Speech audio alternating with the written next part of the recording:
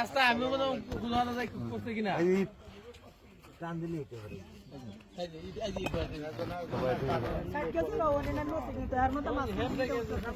অবস্থা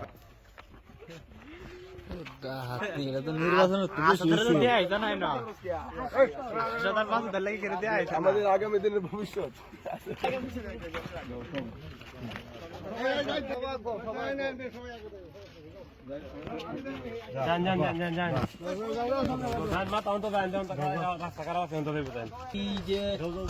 এই রাস্তার মধ্যে কোনোদিন আমরা বালুর গাড়ি দেখছি না, বালুর গাড়ি আমরা কোনোদিন দেখছি না।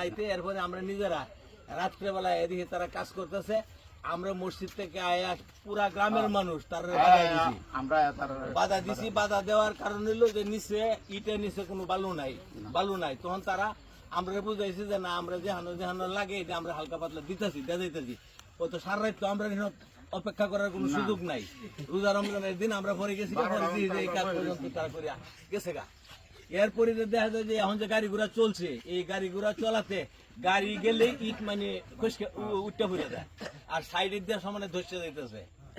আমরা কথাটা হলো যে রাস্তাটা যেহেতু সরকার আমরা দিচ্ছে, এই রাস্তাটা সুন্দর সুষ্ঠুভাবে হইলে আমরা এই যে এই বর্ষাকালে এই রাস্তাটা চলাচলের কোনো সুবিধা নাই। কাজে সরকারের দিচ্ছে আমরা এই সুযোগটা যাতে ভোগ করতে পারি। এই রাস্তাটা আসলে আমাদের জন্য বিরাট একটা প্রয়োজনীয় জিনিস। বর্ষাকালে আমরা যেতে পারি না, রাস্তাটা হাঁটু পরিমাণ কাদা, গাড়ি সহ ছেলেমেয়েরা, অনেক ছেলেমেয়েরা এই রাস্তায় স্কুলে যায়, মাদ্রাসায় যায়। প্রায় 3টা গ্রামের ছেলেমেয়ে এই রাস্তায় স্কুল মাদ্রাসায় যাতায়াত করে, কিন্তু এত পরিমাণে কাদা হয় মোটর সাইকেলে এবং কোন রিক্সা বা হাইটে যাওয়ার কোনো অবস্থান থাকে না। ছেলেমেয়েরা উল্টিয়া করে, স্কুল ড্রেস বিভিন্নভাবে ভিজায়া বুরকা টুরকা নষ্ট করে। যাই হোক, আমাদের জন্য সরকার থেকে রাস্তার বাজেট হয়েছে শুনলাম, শোনার পরে আমরা খুব আনন্দিত হয়েছিলাম। কিন্তু আনন্দিত হওয়ার পরেও আমাদের কপালের দুঃখ আর কাটে নাই। এই রাস্তার মধ্যে সুখ না গেলে বালু, যখন সুখ না থাকে তখন বালুর জন্য গাড়ি চলাচল করে না। যখন রাস্তা টেন্ডার হয়েছে শুনলাম, রাস্তা করছে, আমরা গ্রামবাসী আমরা কেউ জানি না রাত্রের বেলা দেখি রাস্তা করতেছে, কোথাও উৎসাহ নিচু সমান করে নাই, সাইডের দিক নির্দেশনা ঠিক করে নাই। রাত্রেই তারা ইট বিছায়া, রাত্রেই কারোর সাথে পরামর্শ না করিয়া, জনগণের সাথে যোগাযোগ না করিয়া আমরা এলাকাবাসীরা বাধা দিছি যে রাস্তাটা এইভাবে করেন না। পরে বলছে আমাদেরকে যে তারা বালু দিবে, বালু দিয়ে উপর দিয়ে পানি মারবে, কিন্তু এটাও না কইরা তারা রাত্রেই কাজ শেষ করে রাত্রেই চলে গেছে। এই রাস্তার টাকাটা সরকার আমাদের জন্য বরাদ্দ করছে, কিন্তু আমরা তো গ্রামবাসী দ্বারা কোনো উপকৃত হইলাম না। এটা উপকৃত হয়ে গেল ঠিকাদার, কন্ট্রাক্টর।